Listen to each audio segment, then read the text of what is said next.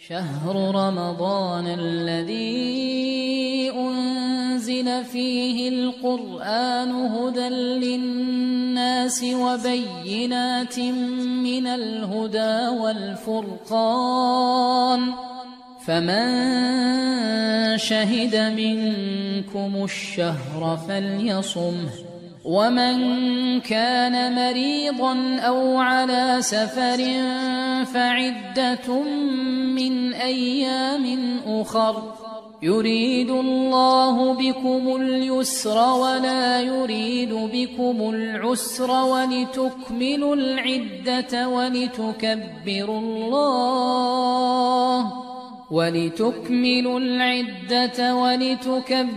الله على ما هداكم ولعلكم تشكرون. الحمد لله رب العالمين، والصلاة والسلام أتمان الأكملان على سيد الأنبياء والمرسلين سيدنا ونبينا محمد وعلى آله وأصحابه أجمعين. أما بعد، السلام عليكم ورحمة الله وبركاته. الله رب العزة والجلال را حمد و ثنا و ستایش و شکر می نماییم که به ما بندگانش در درون یک سال ماه را قرار داده است که این ماه مبارک رمضان است، ماه رحمت است، ماه مغفرت است، ماه نجات از آتش دوزخ است. و الله را حمد و شکر و ثنا و ستایش میکنیم که در این ماه یک شب را قرار داد و این شب را شب قدر نامید و این یک شب را برابر 1000 ماه قرار داد. در حقیقت این مهربانی الله رب العزة والجلال به امت محمد صلی الله علیه و سلم است و این دلالت می کند که بهترین امت، افضلترین امت این امت محمد صلی الله علیه و سلم می باشند. پس این ماه مبارک نزدیک است. این ماه مبارک روبروی ماست. از الله می طلبیم که در این ماه ما را مغفرت، رحمت و از آتش دوزخ نجاتمان بدهد و به این شب مبارکه لیلة القدر ما را روبرو سازد و از فضل و برکه و ثواب این شب لیلة القدر نصیب و برخوردمان بگرداند. برادران و خواهران بزرگوارم، بارک الله فیکم، این حلقه 12 ما از آموزش مسائل ماه مبارک رمضان است. در این حلقه 12 ما مسئله نیت ماه مبارک رمضان را با تفصیل و با تمام بیان مسائلش به شما بیان و توضیح خواهیم داد. بارک الله فیکم، شما بدانید که نیت این ضرورترین چیز پیش از انجام دادن تمام عمل است. باید دانید که نیت روزه حتما باید به وجود آید، چرا که نیت این شرط صحت روزه است. البته نیت این شرط صحت تمام عبادت هاست. خیلی که رسول اکرم صلی الله علیه و سلم میگویند انما الاعمال بالنیات و انما لكل امرئ ما نوى. تمام عمل ها وابسته به نیت است و تمام انسان وابسته به نیتش اجر و پاداش خواهد گرفت. البته این حدیث صحیح است که امام بخاری و مسلم روایت میکنند، متفق علیه است و از عمر ابن الخطاب رضی الله عنه روایت شده است. پس همین نیت است که عبادت ها را بین همدیگر جدا می کند. نماز را از روزه، روزه مثلا عبادت را از عادت، روزه فرض را از روزه نفل، یا روزه که به خاطر نظر انجام میدید از روزه که در ماه رمضان روزه میدارید. برای اینکه روزه هم چندین نمودها دارد، عبادت هم چندین نمودهای زیاد دارد و عادت هم وجود دارد. پس وقتی که نیت از انسان برداشته می شود یا انسان عملی را به نیت انجام می دهد، این عملش صحیح نیست، درست نیست و این عملش مشکلی دارد و قبول نخواهد شد. همچون عمل قبول نخواهد شد. پس ماه مبارک رمضان ماهی است که حتما باید نیت کرده شود. نیت ضرور است. نیت شرط صحت رمضان است. کسی که به نیت روزه می دارد روزه اش روزه نیست. و باید دانید که روزه‌داری هم به چند نمود روزه‌داری تقسیم می شود. روزه‌داری ماه مبارک رمضان، روزه‌داری قضایی، روزه‌داری کفاره، به مانند اینکه کسی یک قسم دروغ بخورد یا کسی در حج هدیه نکند، قربانی نکند، در این حالت روزه می دارد 7 روز یا 3 روز یا 10 روز. یا که روزه‌داری نظر، کسی که نظر بکند به خودش واجب بکند که اگر فلان کار انجام شد من روزه می دارم. پس وقتی که نیت کردید هر یک این نمود روزه را در جای خودش میگذارید. مثلا نیت میکنید، میگید که من روزه داری میخواهم فردا روزه مثلا نظر یا روزه کفاره یا روزه قضا یا روزه ماه مبارک رمضان. پس این دلالت میکند که روزه داری بین نمودهای روزه یا بین نمودهای عبادت فرق میگذارد. پس اینچنین نیت وقت دارد. در ماه مبارک رمضان نیت یک وقتی جای مکان خود را دارد. بارک الله فیکم. پس ما به شما در این مسئله 4 مذهب را بیان میکنیم. یعنی با بیان کردن فقه مقارن، یعنی بیان کردن تمام مذهب ها، به شما این مسئله را میفهمیم. چرا 4 مذهب را بیان میکنیم؟ اصلا قول راجح، قول درست را هم میتونیم که بیان کنیم و این مسئله را به پایان رسانیم. اما مشکلی اینجاست، وقتی که من یک طالب علم به شما قول درست و راجح را میرسانم، کسی دیگر مذهب خود را تأیید میکند، مذهبش مثلا شافعی هست اگر از کوکز باشد، اگر از تاجیکستان، ازبکستان و افغانستان باشد مذهبش حنفی است، حنفی. یک کسی دیگر مذهب حنبلی و مالکی خود را ترجیح میدهد و گمان میکند که همین مذهبش صحیح است و به شما معلومات دیگری میرساند. من به شما میگم که این قول درست است، کسی دیگر به شما میگه که این سخن درست است و یک کسی دیگر میگه که این درست است. اما باید دانید که در مسئله یک قول درست است. خیلی که علمای اصول فقه میگویند و تمام علما اتفاق کردند در تمام مسئله حق یک تاست. در مسئله هایی که اختلاف شده است البته حق یکی از اونها هست، همه اش حق شده نمیتواند. بارک الله فیکم. تا همان وقتی که یک سنت با چندین نمودهایش اثبات نشده باشد. مثلا در یک عمل پیامبر صلی الله علیه و سلم 2-3 سنت را انجام دادند، در این حالت هر سهش سنت است. اما در حالتی که فقط یک تا از رسول اکرم صلی الله علیه و سلم اثبات شده است، در این حالت حق یک تاست. پس برادران عزیزم،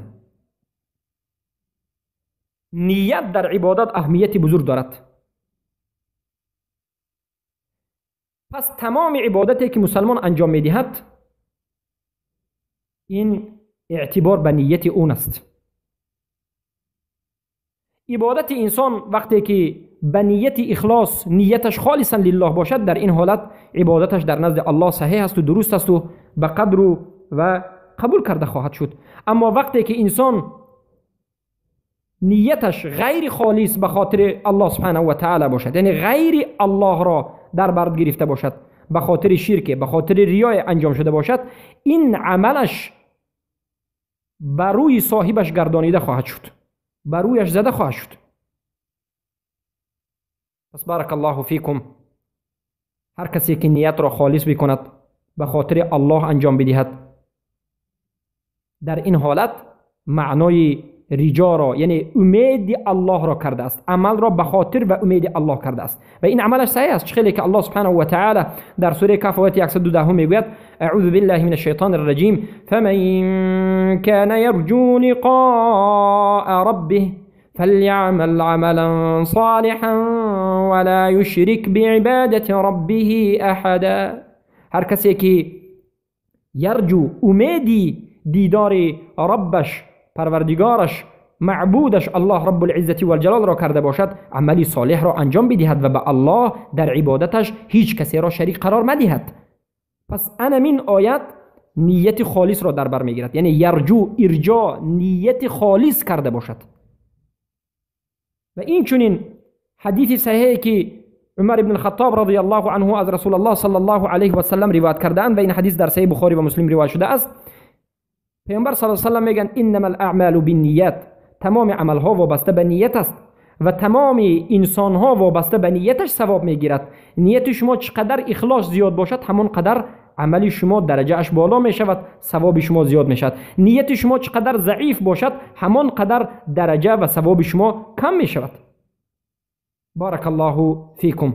پس در مسئله نیت 4 مذهب، مذهب ابو حنیفه، مذهب امام مالک و مذهب شافعی و مذهب احمد ابن حنبل، همه اشان اتفاق میکنند که نیت این شرط صحت تمام عبادت هست. در این مسئله 4 مذهب اتفاق میکنند. یعنی عبادتی که از نیت جدا شده است یا عبادتی که در وی عبادت نیت به وجود نآمده است، نیت را صاحبش ترک کرده است، این عبادت فاسد است، صحیح نیست. باید از گشته از سر نو این عبادت را تکرارا به نیت انجام داده شود.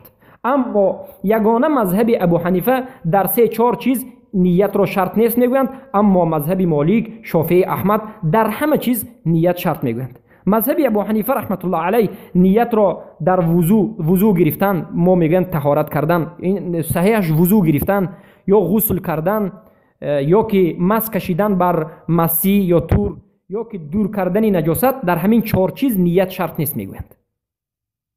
اما قول صحیح، قول راجح، سخن درست صحیح سخن جمهور است. امام مالک، شافعی، احمد ابن حنبل سخنشون این است که در وضو گرفتن هم نیت ضرور است، شرط است. اگر شما نیتی مثلا وضو گرفتن را به خاطر وضو را به خاطر سالقین شدن گرفته باشید، به خاطر کمی خنک شدن، نیت را به خاطر تازه شدن گرفته باشید، نه به خاطر نماز خواندن، نه به خاطر قرائت خواندن، قرآن خواندن، نه به خاطر مثلا طواف کردن در گرد خانه کعبه، در این حالت این طهارتی که میکنید با این طهارت کرده نماز خوانده نمیشود. کسی که نیت را به خاطر تازه شدن، کسی که طهارت را نیتش را مثلا به خاطر تازه شدن یا که سالقین شدن یا خنک شدن میکند، به این طهارت گرفتهش نماز خواندهش درست نیست. باید طهارت کند و نیت را به خاطر عبادت بکند. و این چنین مس کشیدن به مسی، یک کسی میگه مس میکشد به خاطر، نه به خاطر عبادت، به خاطر انجام دادن عبادت، میگه به خاطر اینکه پایم درد میکرد به خاطر مس میکشم و اما به خاطر عبادت انجام دادن نه. به این مسی کشیده است نماز خوندن نمیتواند، بلکه باید نیت چی باشد؟ در حالت مس کشیدن به مسی من نماز میخوانم به خاطر نماز خوندنم. بارک الله فیکم. یا در حالت غسل کردن، یک کسی غسل میکند به خاطر خنک شدن، به خاطر سالقین شدن، به خاطر زیبا شدن، به خاطر این خیلی نیت ها، در این حالت این غسلش ثواب ندارد، این غسلش سنت مثلا در روز جمعه باشد سنت نیست. اگر این غسلش را به خاطر چی کرده باشد؟ از احتلام، از در حالتی مثلا غسل واجب شدن به خاطر پاک شدن کرده باشد هم پاک نمی کند. به خاطر چی؟ به خاطر اینکه انسانی که جنوب می شود، انسانی که غسل بر وی واجب می شود، انسانی که یا در روز جمعه به خاطر غسلش پاکی هست، به خاطر سنت است، باید نیت بکند. نیت یعنی به درون نیت میکند. و البته ما در موضوع نیت با زبان است یا که به دل است اینا میگیم. یا در حالت پاک کردن نجاست، عموما قول و سخن صحیح قول مذهب مالک، شافعی، احمد است و در این مسئله مذهب ابو حنیفه ضعیف است. بارک الله فیکم. خیلی که در با حدیث های صحیح به همین دلالت میکند. بارک الله فیکم. پس جمهور علما میگویند که نیت در همه حالت شرط است و این چنین 4 مذهب اتفاق میکنند که به ماه انجام و روزداری ماه مبارک رمضان حتما باید نیت به وجود آید، نیت باید باشد. خیلی که امام سیوطی رحمه الله میگن ان المقصود الاهم منها تمییز العبادات. از نیت مقصود اساسی این است که عبادت را بین یکدیگریش جدا بکنیم، عبادت را از همدیگر جدا بکنیم و فرق گذاریم. و تمییز رتب العبادات بعضها من بعض كالوضوء والغسل، یعنی درجه و مراتب عبادت ها را از همدیگر جدا کنیم، وضو را از غسل، غسل را از وضو. و این چنین یعنی به خاطر همین. بارک الله فیکم. و البته امام سیوطی در اینجا مثال های زیاد آورند که ما به شما همه این را ذکر کردیم. بارک الله فیکم. پس حکم نیت در رمضان این است که حکمش شرط از شرط های ماه مبارک رمضان است، شرط صحت. یعنی نیت این واجب است. وقتی که نیت را در روزه‌داری ترک میکنید روزه انسان صحیح نمیشود. این را شرط صحت میگن، یا که شرطا لازما لصحت الصوم، شرط لازمی برای صحت و درست شدن روزه ذکر شده است. خیلی که در این مسئله هم ابو حنیفه و امام مالک، شافعی، احمد ابن حنبل همین سخن را میگن. فقط یک نفر از شاگرد ابو حنیفه، زفر، یکی از سیومین شاگردشان زفر، مخالف میبرند و میگن که نیت شرط روزه نیست، اگر اصلا نیت نکنید هم روزه است. و این سخن ضعیف است و این سخن بینهایت چی است؟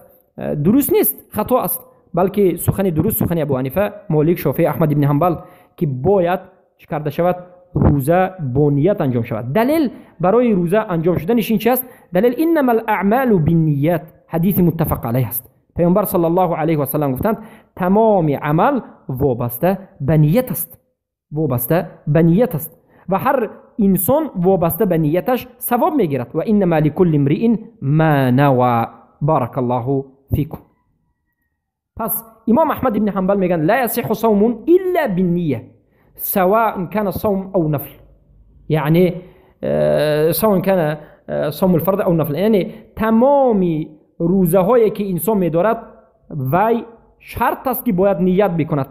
روزه که نیت ندارد درست نیست و صحیح نیست. این روزه حسابیده نمیشد، گرچنده که این روزه ماه مبارک رمضان فرض باشد، یا که روزه نفل باشد، یا روزه کفاره باشد، یا روزه نذر باشد، یا روزه قضا باشد، فرق ندارد، باید حتما روزه نیت گرفته شود. و این چنین امام ابن حزم رحمه الله میگن لا یجزی صیام شهر رمضان او غیره الا بالنیه، جایز نیست روزه‌داری یا که ماه مبارک رمضان، روزه گرفتن ماه مبارک رمضان یا غیر ماه مبارک رمضان مگر به نیت. یعنی غیر نیت، به نیت کسی که ماه رمضان را یا غیر ماه رمضان را روزه میگیرد روزش روزه حساب نمیشود. و میگن فمن تعمد ترک بطل صومه، هر کسی که قصداً نیت را ترک کند روزه اش باطل میشود. هر کسی که قصداً دیده و دانسته نیت نکند روزه اش باطل میشود. و این مذهب جمهور علما است که در این تمام علمای مذهب چهار مذهب و حتی مذهب ظاهری اتفاق میکنند که نیت این شرط لازم صحت صیام است. بارک الله فیکم. پس مسئله اینجاست که نیت آیا هر شب، مقصد به هر یک روزی که شما ماه مبارک رمضان را می‌دارید 30 روز، هر روز یا هر شب نیت کردن، نیت نو به نو نیت کردن واجب است، مقصد فرض است، ضرور است، یا که در اول ماه مبارک رمضان یک بار نیت کنید شما خلاص به همین. در این مسئله نیز علما اختلاف کردند. مذهب امام ابو حنیفه رحمت الله علیه میگویند که هر روز انسان باید چه کند؟ نیت بکند. ماه مبارک رمضان 30 روز است، باید 30 بار نیت بکنید، 30 مراتب نیت بکنید، به هر یک روزش نیتی نو. و این چنین این مذهبی امام ابو حنیفه رحمت الله علیه. و امام شافعی رحمه الله میگویند که نیت به هر یک روزی ماه مبارک رمضان چی است؟ ضرور است. برای آنکه میگن هر یک روز این یک عبادتی جداگانه از روز دیگر است، باید نیتی نو کرده شود. و این مذهب امام شافعی مثل مذهبی کی است؟ مثل مذهبی ابو حنیفه رحمت الله علیه است. و این چنین امام احمد ابن حنبل رحمه الله همین سخن را، عیناً همین سخن را میگن. تعتبر النیت لكل یوم، هر یک روز باید نیت نیت نو داشته باشد.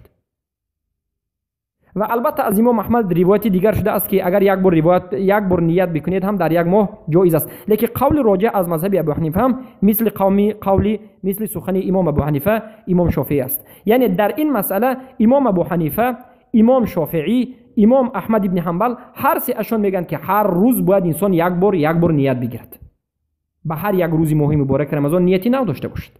اما امام مالک رحمه الله میگن که اذا نوى لجميع شهر رمضان من اول لیله اجزأه ذلك، یعنی اگر انسان در اول ماه مبارک رمضان یک بار نیت بکند به 30 روز ماه مبارک رمضان آینده، این نیتش جایز است و به دیگر روزهای اومده هم چی میکند؟ در بر میگیرد. اما این قول ضعیف است و قول صحیح قول جمهور علما، قول سخن امام ابو حنیفه، سخن امام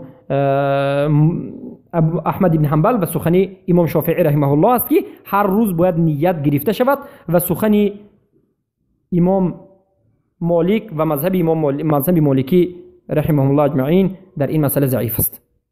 اما البته قول راجح رو ما از کجا میگیریم؟ از کجا قول راجح گفتیم؟ البته در این مسئله امام ابن تیمیه رحمت الله علیه هم ذکر کردند. امام ابن تیمیه رحمت الله علیه میگن که هر یک روزش میگن ماه مبارک رمضان روز الهیده است. هر یک روز این روز جداگانه از روز دیگر است و عبادت الهیده است. باید به هر یک عبادت الهیده باید نیت الهیده کرده شود. و البته در این مسئله حدیث صحیح است از عبدالله ابن عمر رضی الله عنه، از حفصه زن رسول اکرم صلی الله علیه و آله، یعنی عبدالله ابن عمر برادر حفصه هستند. حفصه هم دختری حضرت عمر ابن الخطاب است. یعنی عبدالله ابن عمر از خواهرشان حفصه ام المؤمنین رضی الله عنها زن پیامبر صلی الله علیه و سلم حدیث رو روایت میکنن که پیامبر صلی الله علیه و سلم گفتند من لم یبیت الصيام قبل الفجر فلا صيام له. و در لفظ دیگر من لم یجمع ای یعزم الصيام من الليل فلا صيام له، یعنی کسی که پیش از روزه به خستنش یا که کسی که در شب روزه رو نیت نکرده باشد روزش روزه نیست. یعنی البته این حدیث دلالت میکند که باید هر شب انسان نیت روزه داشته باشد. و این البته قول چقدر که گفتیم راجح است و این اختیاری که است مذهب ابو حنیفه، مذهب شافعی، احمد ابن حنبل، اختیار شیخ الاسلام ابن تیمیه، ابن القیم جوزی و غیرشان است که هر روز باید نیت کرده شود. هر روز باید نیت کرده شود. بارک الله فیکم. اما وقت نیت، مسئله سوم، وقت نیت. ما البته مسئله اول گفتیم که نیت شرط است، شرط صحت است، به نیت عبادت نیست. در مسئله دوم گفتیم که آیا هر روز نیت میکنیم یا که یک بار نیت کنیم میشود؟ قول صحیح این است که باید هر روز نیت بکنیم. و مسئله سوم این است که وقت نیت، ما کی باید نیت بکنیم؟ بارک الله فیکم. در این مسئله علما اینچنین باز اختلاف کردند. بعضی از علما میگویند که از طلوع فجر، یعنی از شب تا طلوع فجر انسان میتواند که نیت بکند و بعد از طلوع فجر جایز نیست. این میگن اگر صوم قرض باشد، اگر قضاگی داشته باشد. این مذهب امام ابو حنیفه است. اما میگن در ماه مبارک رمضان یا که اگر روزه شما قضاگی نداشته باشید و ماه مبارک رمضان ندارید یا که روزه های نفل داشته باشید، بعد از فجر طلوع کردنم شما نیت کنید می شود. یعنی بعد از آفتاب برآمدن میگن که نیت کردن جایز است. و این مذهبی که است مذهب ابو حنیفه است که میگن از شب تا آفتاب برآمدنش و بعد از آفتاب برآمدن هم شما میتونید که مثلا تا ساعت 8-10 نیت بکنید. و مذهب امام مالک رحمه الله میگن که نیت بعد از طلوع کردن، یعنی بعد از فجر دمیدن، بعد از اینکه فجر طلوع میکند نیت کردن جایز نیست و نیت شما درست نمیشود، مجزی نیست. فرقی ندارد که میگن این روزه شما روزه فرضی است یا که نفلی است. و حدیث عبدالله ابن عمر که ما به شما گفتیم از حفصه رضی الله عنها همین رو میگن که هر کسی که در شب نیت نکرده خوب کند این روزش روزه نیست. و این چنین مذهب شافعی میگویند که مذهب سوم یگان روزه صحیح نیست مگرم اینکه در شب انسان باید چی کند؟ نیت بکند. و دلیلشون همین دلیل حفصه است، حدیث حفصه مادرمان رضی الله عنها است. و مذهب احمد ابن حنبل میگویند که در شب انسان چی کند؟ نیت بکند تا طلوع فجر نیت ماه مبارک رمضان را. اما در مسئله های غیر ماه مبارک رمضان، روزداری غیر ماه مبارک رمضان، روزداری هایی که نفلی هست، در وی میتواند که انسان روزه را تا عبید یا که بعد از عبید نیت بکند. این 4 مذهب بود. ما میگیم که قریب 4 مذهب هم در این مسئله قولشان کامل نیست. مذهب ابو حنیفه یا که مذهب مالک هم از یک جزء، مذهب شافعی هم از یک جزء چی است ضعیف است. لیکن ما میگیم قول صحیح در این مسئله از همه مذهب ها گرفته می شود و گفته می شود که بارک الله فیکم وقت نیت و صحیحش و درستش قول راجحی که علما میگویند این است که باید تا طلوع فجر نیت کرده شود. و این مذهب مالکی هست و مذهب شافعی و مذهب احمد ابن حنبل قول جمهور علما است. یعنی تا طلوع آفتاب باید انسان نیت بکند. اما به کدام روزداری ماه مبارک رمضان؟ انسان 30 روز وقتی که روزه می‌دارد هر روز باید پیش از برآمدن آفتاب باید روزه دارد، قصداً ترک نکند. اما اگر خوابش برده ترک کرده ماند، مثلا بعضی حالات میشد که خواب انسان برده میماند یا که فراموش کرده میماند، باکی نیست. برای که حدیث آمده است که پیامبر صلی الله علیه و سلم میگه ان الله تجاوز عن امتی الخطأ والنسیان وما استكرهوا علیه. خطا یا از خطا یا که از فراموش ترک کنید الله بخشیده است. یا که در 3 حالت قلم برداشته شده است: از مجنون رفع القلم عن 3، ان الصبي حتى يبلغ، ان المجنون حتى يعقل، وان النائم حتى يستيقظ. یا خوابتون برده ماند در این حالت باکی نیست. اما دیده و دانسته ترک کند، انسان نیت رو ترک کند پیش از برآمدن آفتاب، این تا طلوع نه آفتاب یعنی تا طلوع شمس، تا طلوع فجر میگه. تا طلوع فجر یعنی تا نماز بامداد یا تا آخری نماز بامداد. اگر قصداً ترک کند و بعد از این نیت در روز کند، روزه اش صحیح نیست و درست نیست. باید هر روز انسان از قول صحیح درست 3 مذهبی که ذکر کرده مالک، شافعی، احمد میبرد. و این دلیل صحیح است که حدیث حفصه عبدالله ابن عمر از مادر مؤمنان حفصه دختر عمر ابن الخطاب از زن رسول اکرم صلی الله علیه و روایت میکنه که باید انسان پیش از دمیدن فجر، یعنی تا دمیدن فجر یا که تا آخری نماز بامداد، حتما باید نیت بکند. حتما باید هر روز یک باری نیتی انجامی ماه مبارک رمضان را بکند. قصداً ترک کند، روزه اش صحیح و درست نیست. و این قول صحیح است. اما در غیر ماه مبارک رمضان، یعنی بعد از اینکه ماه مبارک رمضان ادا شد، ماه شوال آمد، 6 روز شوال را داشتید، یا که در دیگر ماه ها روز دوشنبه و پنجشنبه، یا که در دیگر ماه ها مثلا ایام البید، در هر یک ماه در مابین ماه، خیلی که حدیث متفق علیه از امام بخاری و مسلم روایت کردند از ابو هریره که هر ماه مابینش 13 14 15 رو داشتید، یا که عموما مطلقاً روزه گرفتید، در این حالت نیت هر روز تا طلوع فجر فرض نیست، بلکه نیت هر روز فرض است. اما بعد از طلوع فجر تا عبید هم نیت کنید باقی است، جایز است. یعنی سخن ما در اینجا مقصدمون این است که نیت ماه مبارک رمضان از نیت دیگر ماه‌ها، نیت فرضی از نیت نفلی فرق دارد. نیت فرضی ماه مبارک رمضان حتما باید تا طلوع فجر نیت کرده باشید. اگر بعد از طلوع فجر نیت بکنید، این چی میشد؟ صحیح نیست و خطا میکنید و درست نیست. اگر قصداً کند، روزه انسان بعد از فهمیدن، بعد از دانستن قصداً کند، روزه انسان صحیح نیست، باید یک روز به یک روز چی کند؟ روزه دارد. اما خطا باشد هیچ باکی نیست. اما اگر غیر ماه مبارک رمضان باشد، در دیگر ماه ها شما اگر پگاه روزی خستید، مثلا نماز بامداد را خوندید، ادا کردید و خواب کردید، ساعت 10 خستید و خواستید که روزه دارید، نیت کردن جایز است. چرا که در حدیث صحیح آمده است که رسول اکرم صلی الله علیه و سلم این چنین انجام دادند. این چنین عمل از رسول اکرم صلی الله علیه و سلم ثابت شده است. و در روزه های نفل شما می توانید که نیت رو تا ابد شما نیت بکنید، حتی در ابد هم بیت می توانید که چی کنید؟ نیت بکنید. بارک الله فیکم.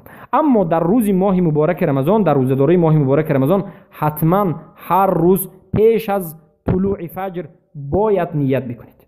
بارک الله فیکم. اما نیت مسئله دیگر اینجاست که آیا نیت باید به زبان باشد یا بی زبان؟ یعنی صوتی باشد، آوازی باشد یا بی زبان؟ البته به این سخنی گفتیم که نیت باید پیش از فجر باشد، حتما هر روز باید نیت باشد، حتما هر روز باید نیت باشد. این دلیلمون دلیل حدیث عبدالله ابن عمر از حفصه زنی رسول اکرم صلی الله علیه و آله است که پیامبر صلی الله علیه و آله میگن هر کسی که تا طلوع کردن فجر نیت نکند روزه اش روزه نیست. و در لفظ دیگر اومده است که هر کسی که عزم نکند، یعنی نیت روزه‌داری روزه را تا پیش از برآمدن طلوع الفجر تا طلوع الفجر نکند و با نیت خوب نکند، در این حالت روزه اش روزه نیست. بارک الله فیکم.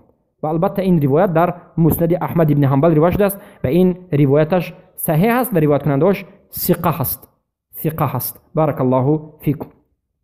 و مسئله دیگر اینجاست که نیت آیا با زبان است؟ یعنی نیت کردن آیا با زبان است یا یگان دعای مخصوصی دارد یا ندارد؟ یعنی هر روز ما پگاهی روزی نیت میکنیم، بعد از دهان رو بستن گویا نیت میکنیم، تا طلوع فجر حق داریم که نیت بکنیم. آیا یگان دعای مخصوص است؟ بگویم مثلا بگویم که نیت کردم بگذارم روزه دارم، روزه ماه مبارک رمضان داشتم به نعمتش، این چنین سخن ها مثلا. یا که به زبان عربی بعضی کتابچه ها یا رسالچه ها هست که میگویند نویت ان اصوم صوم شهر رمضان خالصا لله. انا میخلی نیت ها هست یا نیست؟ این نمود نیت ها در اسلام در سنت رسول اکرم صلی الله علیه و سلم از صحابگان و تابعین و تبع التابعین قرون سه عصر اول عصر طلایی مفضله دیده نشده است و این چیز از سنت رسول اکرم صلی الله علیه و سلم نیست. و در حدیث عایشه مادرمان رضی الله عنها، حدیثی که امام مسلم و بخاری روایت میکنه متفق علیه است، پیامبر صلی الله علیه و سلم میگن من عمل عملا لیس علیه امرنا فهو رد. هر کسی که عمل نماید آن عملی را که ما انجام ندادیم، ما این عمل را انجام ندادیم، این عمل رد است، یعنی بدعت است. من احدث فی امرنا هذا ما لیس منه فهو رد. هر کسی که چیزی نوی را در دین پیدا کند که ما انجام ندادیم، این رد است و مردود است و بدعت است. پس نیت محلش، موقعش، مکانش، جایش قلب است. به دهان نیت کردن در یگان عبادت جایز نیست، نه در نماز، نه در روزه، نه در حج، نه در دیگر چیز. با زبان نیت کردن جایز نیست. اما بعضی از علما میگن که در حج لبیک اللهم لبیک گفتن این نیت است. بعضی علمای دیگر میگن که این نیت نیست، بلکه این یک دعای مخصوصی که از پیامبر اومده است که گفتنش حتما ضرور است، اما محل نیت قلب است. بارک الله فیکم. پس هر پگاه روزی شما نیت کردن هر روز باید به شما ضرور است. وقتی که میخیزید خوراک میخورید نیت بکنید و اصلا پیش از خواب کردن نیت کرده خواب کنید که من فردا روزه میدارم، چرا که اگر بناگاه خوابتون برده ماند همین نیت است.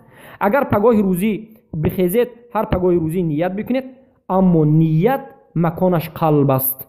به زبان نیت کردن به زبان تاجیکی یا عربی وارد نشده است.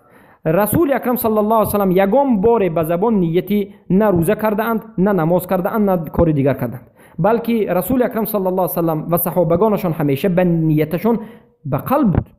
و ابن تیمیه رحمت الله علیه میگویند هر کسی که شبانه خواب رود و بگوید که من ساعت از ساعتهای شب در فجر میخیزم و خوراک میخورم چرا که فردا رمضان است، انمی نیت کرده است.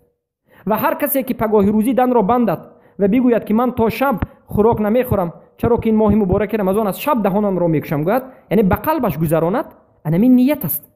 یعنی عادتا شبانه شما خواب میروید، شما حرکت میکنید که ساعتی 3 شب یا 3 و نیم شب یا 2 شب خیزید تا که خوراک خورید، تسحور کنید و به خاطر همش رمضان است به دلتون همین سخن را میگذارید، انمی نیت است.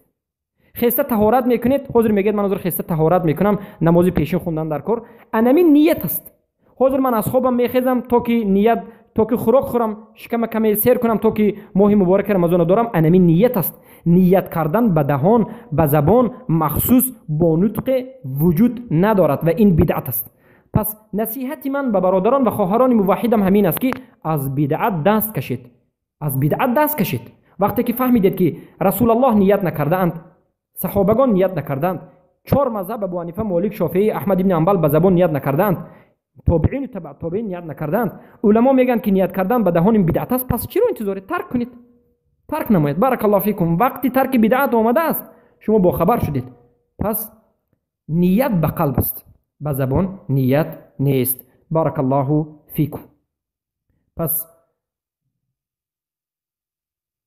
این بود مسئله که تعلق به نیت ماه مبارک رمضان داشت. مختصرا میگویم شما باید به هر روزی ماه مبارک رمضان یک بار نیت بکنید. نیت شما باید پیش از طلوع فجر باشد، یعنی تا آخری وقت نماز بامداد شما نیت کرده می توانید. بارک الله فیکم. و البته اگر خوراک بخورید، تسحر بکنید، این افضل است و بهتر است و این سنت رسول اکرم صلی الله علیه و سلم است. و نیت را در آخری وقت کنید، یعنی دهان را در آخری وقت بندید، این با افضل است، چون که در این حدیث های صحیح آمده است و در حلقه های گذشته ذکر شد. و قول راجح همین است که محل قلب، نیت محل قلب است. البته این قول راجح نه، بلکه قول اجماع علما است. امام نووی در این مسئله اجماع را نقل میکنند.